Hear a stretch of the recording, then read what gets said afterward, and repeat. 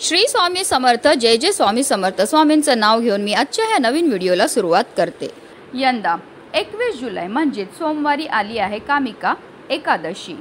असं मानलं जातं की कामिका एकादशीचं व्रत केल्याने पवित्र गंगा नदी स्नान करण्यासारखे पुण्य मिळते। हा दिवस श्रीधर रूपातील श्री विष्णूंची पूजा करण्याचा आणि त्यांचे आशीर्वाद मिळवण्याचा देखील आहे।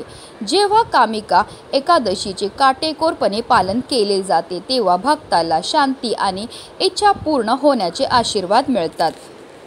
धार्मिक शास्त्रानुसार भगवान विष्णूंची पूजा करणाऱ्या व्यक्तीला सुख, समृद्धी आणि धन प्राप्ती होते। तसेच एकादशीचे व्रत केल्याने मोक्षाची प्राप्ती देखील होते। या दिवशी कोणतेही दान करणे विशेष महत्त्वाचे आहे, ज्यामुळे व्यक्तीला पुण्य प्राप्त होते आणि त्याच्या जीवनातील सर्व संकट दूर होतात। तसेच एकादशीचं व्रत केल्याने आपल्याला अक्षय पुण्य प्राप्त होतं। कामिका एकादशीचा उल्लेख धर्मग्रंथांमध्ये पापमुक्ती देणारी व आत्मशुद्धी साधणारी एकादशी म्हणून केला जातो। या व्रताचे पालन केल्याने दोष, नकारात्मक ऊर्जा आणि वैयक्तिक अडचणी कमी होतात। या दिवशी अभ्यंग स्नान, दान धर्म करणे आणि विशेषतः तुळशीची पूजा करणे शुभ मानले जाते।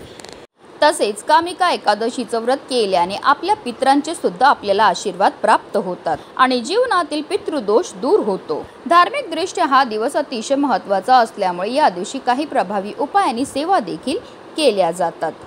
आणि म्हणूनच तुम्ही जर कामिका एकादशीचं व्रत करत असतील किंवा नाही करत असेल तरी सुद्धा तुम्हाला चुकूनही घरामध्ये या 3 भाज्या खायच्या नाहीत। जर कळत नकळत आपल्याकडनं या भाज्यांचं सेवन केलं गेलं तर त्यामुळे माता लक्ष्मी आपल्या रुष्ट होते आणि आपल्या घरामध्ये गरिबी, दारिद्र्य हे येऊ शकतं। त्याचबरोबर कामिका एकादशीच्या दिवशी आपल्याला काही नियमांचं सुद्धा पालन हे करायचं आहे। त्याबद्दल सविस्तर आणि अतिशय महत्त्वाची माहिती मी तुम्हाला या व्हिडिओमध्ये देणार आहे, तर व्हिडिओ पूर्ण पहा। आणि जर तुम्ही माझ्या चॅनलवर नवीन असतील तर चॅनलला सबस्क्राईब करा आणि शेजारी बेल आयकॉनसुद्धा प्रेस करा, जेणेकरून तुम्हाला माझ्या नवनवीन व्हिडिओचं नोटिफिकेशन हे मिळत राहील आणि तुम्ही एक पण व्हिडिओ मिस करणार नाही। आणि कमेंटमध्ये ओम नमो भगवते वासुदेवाय नमः लिहायला अजिबात विसरू नका।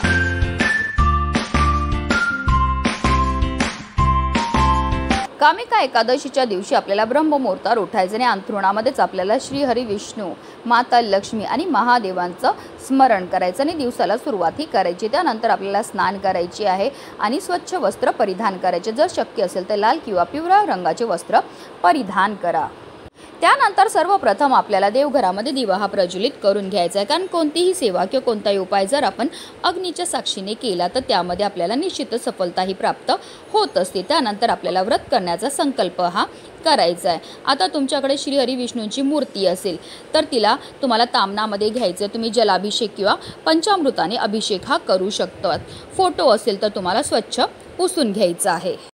त्यानंतर पुन्हा त्यांना त्यांच्या स्थानावर ठेवायचं, त्यांना चंदन लावून घ्यायचं आहे, त्यांना अक्षदा अर्पण करून घ्यायची आहेत, त्यांना धूप, दीप, अगरबत्ती दाखवून घ्यायची आहे, त्यांना पिवळी फुलं अतिशय प्रिय आहेत, पिवळी फळं अतिशय प्रिय आहेत ती अर्पण करायची। आणि त्यांना सर्वात जास्त प्रिय आहे ते म्हणजे तुळस। जेव्हा आपण हे तुळशीचं पत्र अर्पण करणार तेव्हा आवर्जून आपल्याला आपल्या मनातली इच्छा ही बोलायची। असं केल्यामुळे आपली किती कठीणातील कठीण इच्छा ही साक्षात श्री हरी विष्णू पूर्ण करतात। तसेच त्यांना तुम्ही पंचामृताचा नैवेद्यसुद्धा अर्पण करू शकता। त्यावर आवर्जून आपल्याला तुळशीचं पत्र हे ठेवायचं आहे। तसेच विष्णू सहस्त्रनामाचं, विष्णू स्तोत्राचा आणि विष्णू मंत्राचा, जसं की ओम नमो भगवते वासुदेवाय या मंत्राचा आपल्याला 108 वेळा जप हा करायचा आहे। दिवसभर आपल्याला व्रत करायचं आहे।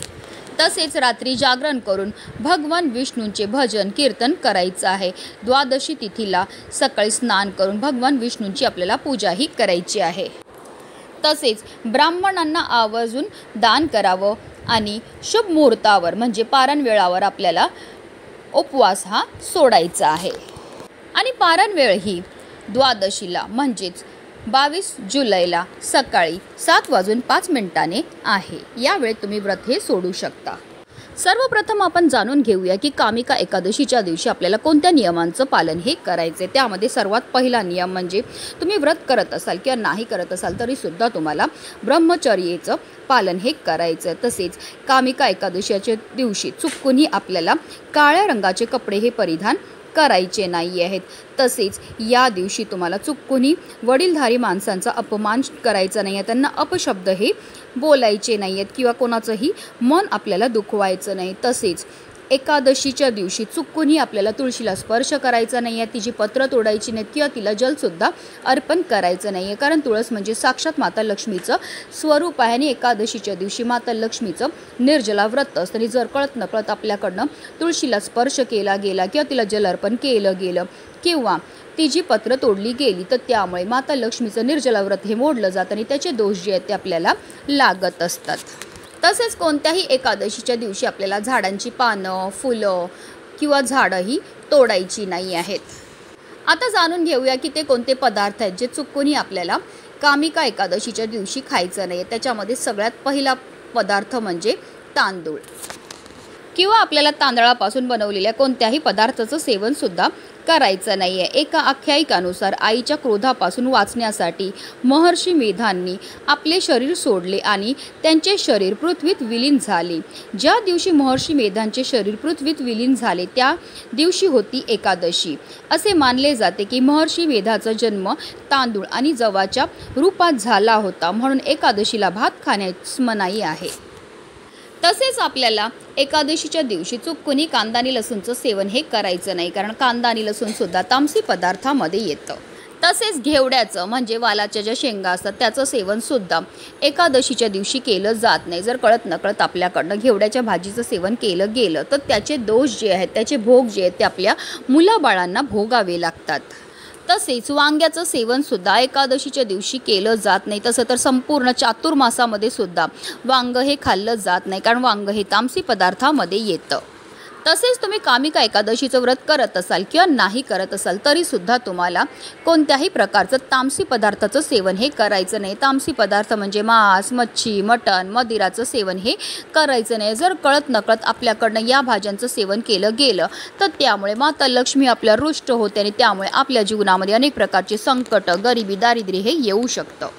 तसेच जर तुम्ही कामिका एकादशीचं व्रत करत असाल आणि तुम्ही फळाहार करत असाल तर या फळामध्ये तुम्हाला चुकूनही फणसाचं सेवन हे करायचं नाही, कारण फणस हा तामसी पदार्थामध्ये येतो. तर या काही भाज्या आहेत, या काही चुका आहेत ज्या आवर्जून आपल्याला कामिका एकादशीच्या दिवशी टाळायच्या. जर कळत नकळत आपल्याकडनं या चुका घडल्या तर त्यामुळे माता लक्ष्मी आपल्या रुष्ट होते आणि जर धनाची देवी आपल्या रुष्ट झाली तर आपल्या जीवनामध्ये गरिबी, दारिद्र्य हे येऊ शकतं. म्हणूनच व्हिडिओ जास्तीत जास्त लोकांपर्यंत शेअर करा, जेणेकरून प्रत्येकाच्या आयुष्याचं कल्याण हो हीच मनामध्ये इच्छा. श्री स्वामी समर्थ. जय जय स्वामी समर्थ.